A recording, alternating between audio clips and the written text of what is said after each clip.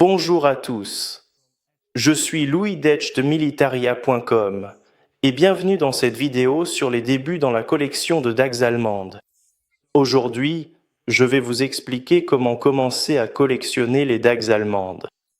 Si vous débutez dans les dagues allemandes ou si ce sujet vous intéresse simplement, cette vidéo est faite pour vous. Aujourd'hui, dans cette vidéo, je veux vous montrer comment vous pouvez étudier ce sujet, quels types de dagues sont intéressantes pour débuter et, de manière générale, vous donner de bons conseils en tant que collectionneur débutant.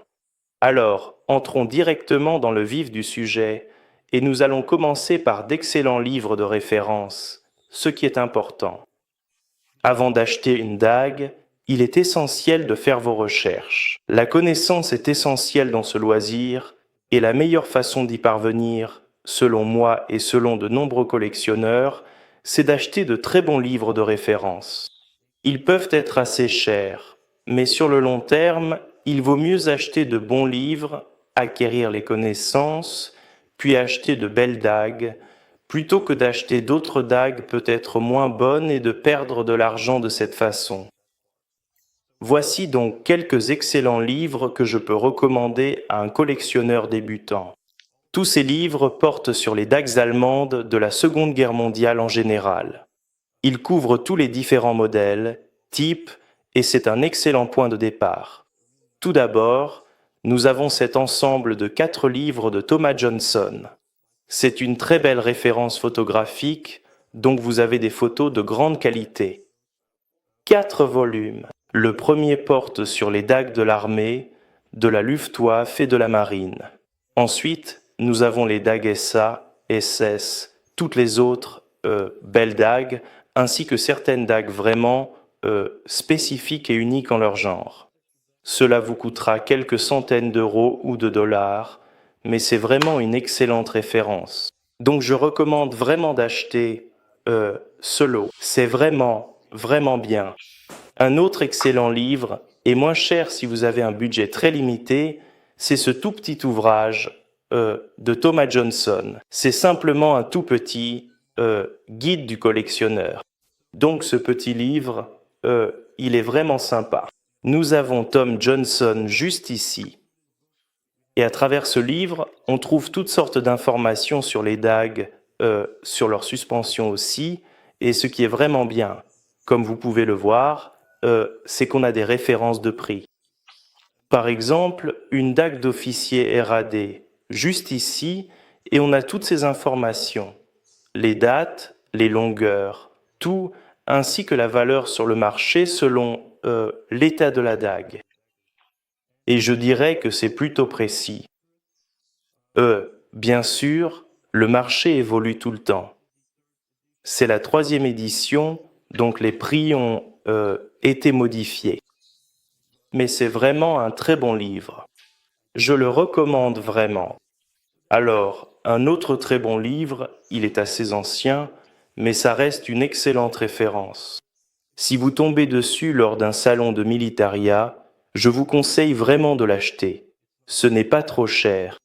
Celui-ci, c'est Dagger, Bayonet and Fighting Knives of Hitler S. Germany, et il est de John Angolia. Donc, c'est aussi un excellent livre de référence qui passe en revue tous les modèles qu'on trouve dans la collection de dagues allemandes. Et enfin, un dernier livre que je recommande vraiment, mais celui-ci est en français. Donc, c'est un livre en français.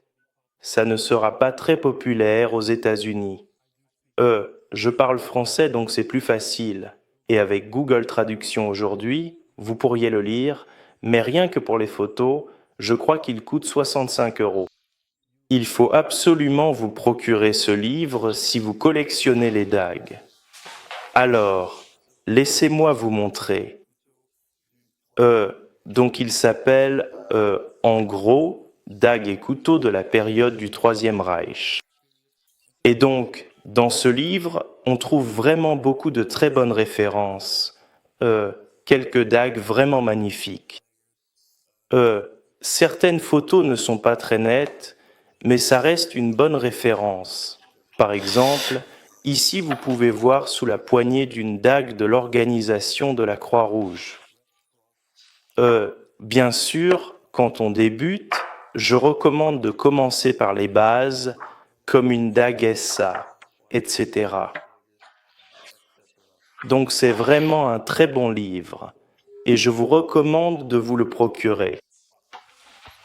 Maintenant que nous avons évacué la partie ennuyeuse avec tous ces livres de référence, on peut vraiment se plonger dans la question de savoir quelle dague vous devriez acheter en premier ou en second. Mais simplement en tant que débutant, quelle dague est bien pour commencer. J'ai donc mis quelques belles dagues pour débutants sur la table et on va les regarder tout de suite. À mon avis, il y a 3 très bonnes dagues pour commencer dans ce hobby, parce que ces dagues sont assez abordables.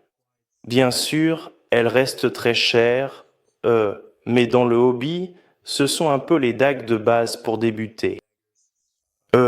On ne va pas commencer avec une dague diplomatique à 10 000 $ ou une dague SS à 7 000 $. Ce n'est tout simplement pas quelque chose avec lequel on débute. Ce sont vraiment de très bons points de départ. Alors, tout d'abord, probablement la dague allemande de la Seconde Guerre mondiale la plus populaire et la plus courante, c'est la dague d'officier de l'armée. Donc, ceci est juste une dague d'officier de l'armée standard, de la Wehrmacht. Ces dagues se situent aux alentours de 4 cents à 600 $ ou euros, selon l'État bien sûr. Et aussi, si vous voulez un fourreau ou une suspension avec, ce sera plus cher. Maintenant, si vous n'aimez pas l'armée ou l'apparence de cette dague, vous pouvez aussi opter pour une dague d'officier de la Luftwaffe. Donc celles-ci sont à peu près dans la même gamme de prix, peut-être un peu plus chères, mais c'est pour la Luftwaffe et elles sont aussi vraiment belles. Mais elles sont assez similaires aux dagues de l'armée. Et enfin, si vous souhaitez une dague plus politique, je recommande aussi d'acquérir une dague SA pour votre première dague. Elles ont vraiment fière allure. À mon avis, elles sont plus belles qu'une dague d'armée ou une dague de la Luftwaffe. Mais bien sûr, c'est une question de goût personnel. Sachez que ces dagues sont un peu plus chères. Je dirais presque le double, voire plus, qu'une dague d'armée classique. Donc cela dépend de votre budget. Si vous cherchez une belle dague SA, il faudra dépenser plus de 1000 € pour l'obtenir. Alors, passons d'abord en revue ces dagues d'armée. Quelles sont les différences et à quoi il faut faire attention si vous achetez votre première dague d'armée? Tout d'abord, vous devez bien sûr vous assurer que votre dague est authentique. Je recommande donc d'acheter auprès de vendeurs réputés, juste pour être sûr de ne pas vous faire avoir avec ces objets. Si vous achetez une pièce authentique, vous êtes presque certain de toujours pouvoir récupérer votre argent. Mais je recommande d'acheter des dagues en bon état. C'est vraiment très important, à mon avis. Si vous achetez une dague complètement rouillée, sur la lame par exemple, cela va vraiment nuire à la valeur, mais aussi aux possibilités de revente. Comme vous pouvez le voir, cette dague d'armée écorne a une lame en état quasi neuf, vraiment magnifique. Tout le monde aime voir ça, et c'est toujours facile à revendre plus tard. Donc, elle garde mieux sa valeur si elle est en bon état.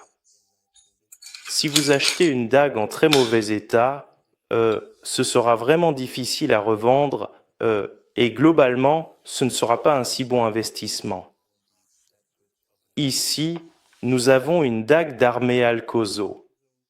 C'est le modèle à garde relevée. Celle-ci est vraiment en excellent état. Donc, elle vous coûtera un peu plus cher. Mais encore une fois, je recommande vraiment de payer ce supplément pour obtenir une pièce vraiment magnifique. Ce sera plus avantageux sur le long terme. Nous avons le poinçon Alcozo. À propos des poinçons, je recommande aussi d'acheter une dague d'armée avec un poinçon. Encore une fois, ce sera un peu plus cher, mais c'est tout simplement mieux pour une première dague d'en avoir une qui porte la marque du fabricant. Ici, nous avons une production précoce. Cela signifie qu'elle vient de la première période. C'est l'une des toutes premières dagues d'armée produites. Donc, celles-ci sont généralement de meilleure qualité. Elles sont fabriquées en maille-shore plutôt qu'en zinc, comme les dagues produites plus tard. Et nous avons une poignée fine. Donc, ces poignées sont un peu plus marquées sur ces lignes. Elles sont aussi généralement plus recherchées, plus faciles à revendre si jamais vous le souhaitez à l'avenir, et c'est tout simplement un meilleur investissement aussi. Encore une fois, elles sont plus chères, donc gardez cela à l'esprit. Celle-ci est de la marque WKC. Et enfin, j'ai cette dague d'armée écorne. Elle est dans un état absolument neuf, impeccable. Si vous arrivez à en trouver une comme celle-ci, vous allez devoir dépenser beaucoup d'argent. J'ai payé 1500 dollars pour cette dague, mais essayez d'en trouver une deuxième. C'est difficile d'en trouver une meilleure que celle-ci. Donc, ce blanc que vous voyez, c'est le givre. Elle est vraiment intacte, sortie d'usine. Elle a de très beaux monogrammes à l'arrière. Elle est dans un si bon état que la plupart des collectionneurs ne l'auront pas dans cet état. Donc ils la voudront, ce qui la rendra plus facile à vendre et à conserver sa valeur à l'avenir. Alors, une dague de la Luftwaffe. C'est vraiment un choix privilégié si vous préférez ce type de dague.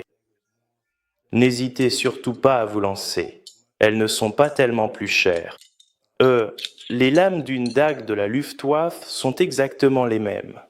Et là, bien sûr, on parle des dagues de la Luftwaffe Modèle 2.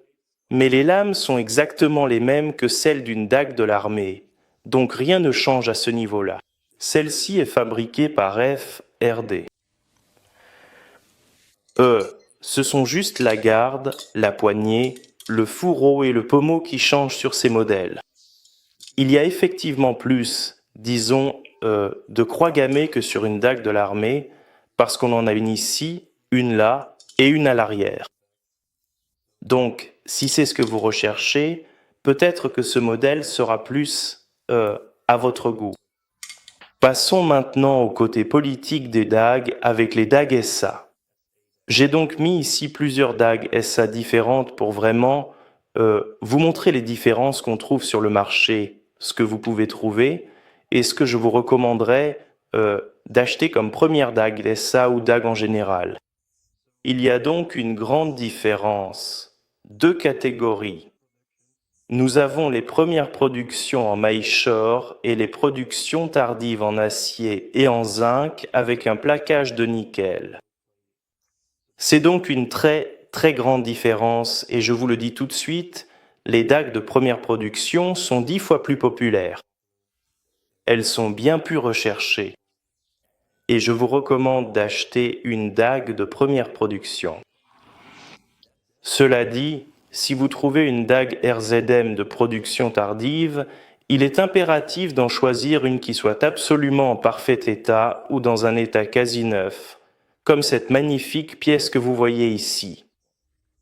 Celle-ci est vraiment magnifique. Vous pouvez voir que ces fourreaux sont peints et non anodisés comme ceux des premières productions. Et voici la garde en zinc, mais elle est plaquée nickel, donc elle a vraiment belle allure. Mais si vous achetez ces pièces en mauvais état, le plaquage de nickel va s'user et il n'y a vraiment rien à faire, car celles-ci sont simplement plaquées, alors que les premières sont en maille-shore massif. Donc, de manière générale, si elle est sale ou abîmée, vous pouvez la nettoyer plus facilement. C'est une dague solide et, à mon avis, elle a tout simplement plus de valeur. Elles sont aussi fabriquées avec une qualité supérieure, donc c'est vraiment un point très important. Encore une fois, ça va coûter plus cher, mais je recommande vraiment de faire cet effort supplémentaire pour obtenir une meilleure pièce. Alors, regardons ici. Nous avons une belle dague SA ancienne. On voit un fourreau anodisé et ses garnitures en maille shore. Elles sont aussi marquées du territoire à l'arrière. Ceci n'existe que sur les premiers modèles produits. Et puis, les lames de ces dagues sont marquées du poinçon du fabricant à l'arrière. Alors que si l'on regarde la production tardive, et celles-ci, si elles sont en très bon état, vous verrez qu'elles sont vraiment, vraiment magnifiques. Mais à l'arrière, on trouve le code RZM. Et ici, c'est Emilius, donc cette barre oblique 2. Revenons donc à ces dagues anciennes. Comme vous pouvez le voir, cette lame présente une légère corrosion, ce qui, bien sûr, va influencer le prix et la rendre moins chère. Pour beaucoup de collectionneurs, il est également important que toutes les vis soient présentes sur ces dagues.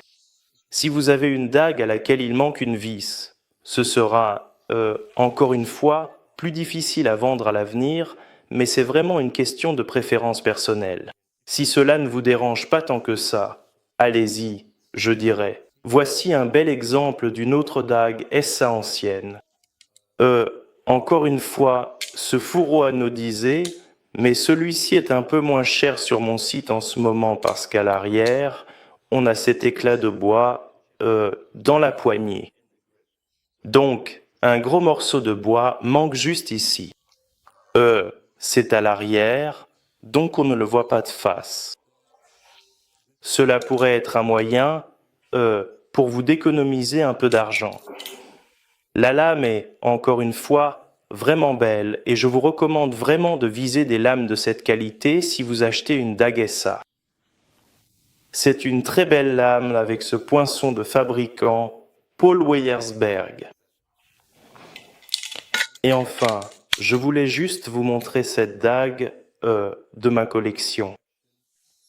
Celle-ci est presque à l'état neuf, où l'on a vraiment une dague en excellent état de conservation avec ce porte-dague à 3 points également, qui est lui aussi en très bon état. Donc un porte-dague de luxe en conditions vraiment impeccables. Un magnifique poinçon de fabricant, un poinçon distinctif et visible, et cette lame vraiment propre, d'une propreté impeccable, sans trace d'usure, puis ce fourreau qui a encore son vernis d'usine d'origine sur l'acier anodisé, un vernis parfaitement conservé qui témoigne de son état exceptionnel. Donc c'est vraiment proche de l'état neuf, un état quasi parfait, et cela sera bien plus cher que des dagues SA dans cet état, car sa rareté et sa conservation en font un objet de collection très prisé, mais c'est vraiment un excellent investissement parce que tout le monde veut une dague comme celle-ci, une pièce de collection de cette qualité et authenticité.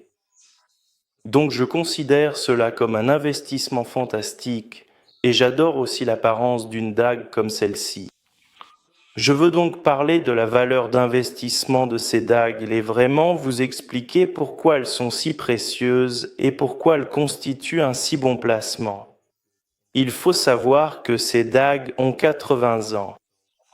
Elles ont été fabriquées pendant la Seconde Guerre mondiale et on ne peut plus en produire aujourd'hui. Ce n'est pas comme la haute joaillerie ou les montres Rolex. On ne peut tout simplement plus en fabriquer. Il y a un nombre limité de ces dagues sur le marché. Les collectionneurs continuent de les acheter, donc le marché devient de plus en plus restreint pour ces dagues, ce qui en fait un excellent investissement, comme pour toutes les choses en quantité limitée. En plus de cela, ces dagues possèdent aussi une histoire très forte. C'est probablement l'un des plus grands événements de l'histoire. Tout le monde connaît la Seconde Guerre mondiale. C'est un sujet très vaste et passionnant. Il y a de nombreux musées dans le monde entier consacrés à la Seconde Guerre mondiale, donc il y aura toujours de l'intérêt pour ce sujet. Les gens voudront toujours collectionner des objets liés à l'Allemagne et à la Seconde Guerre mondiale. Les objets de collection de la Seconde Guerre mondiale seront toujours un excellent investissement. Pour finir, voici quelques derniers conseils. Veuillez faire vos devoirs. Faites vos recherches, point examiner vraiment ces dagues de près, point poser des questions. Allez au salon de Militaria. Si vous êtes des États-Unis, allez au Show of Show, au Salon Mec. Vous pouvez voir toutes ces dagues en personne. Vous pouvez les tenir en main, les étudier. C'est en gros de l'information gratuite. Et achetez ces livres, ou achetez différents livres, mais investissez dans votre savoir, puis allez les acheter avec votre propre argent. C'est la meilleure façon d'apprendre, et c'est un passe-temps fantastique. J'espère donc que ce guide a vraiment été utile pour le collectionneur débutant. Si vous n'êtes pas débutant, c'était peut-être aussi intéressant, mais j'espère vous retrouver dans la prochaine vidéo. Si vous n'avez pas vu les autres vidéos sur ma chaîne, allez vraiment les découvrir. Vous pouvez aussi vous abonner pour être averti quand je publie de nouvelles vidéos. Je vous recommande d'aller voir mon site web, etchedmilitaria.com, où vous pouvez voir beaucoup de dagues. Il y a également une belle description avec chaque dague, vous pouvez apprendre grâce à cela. Merci d'avoir regardé, et on se retrouve dans la prochaine vidéo. Au revoir.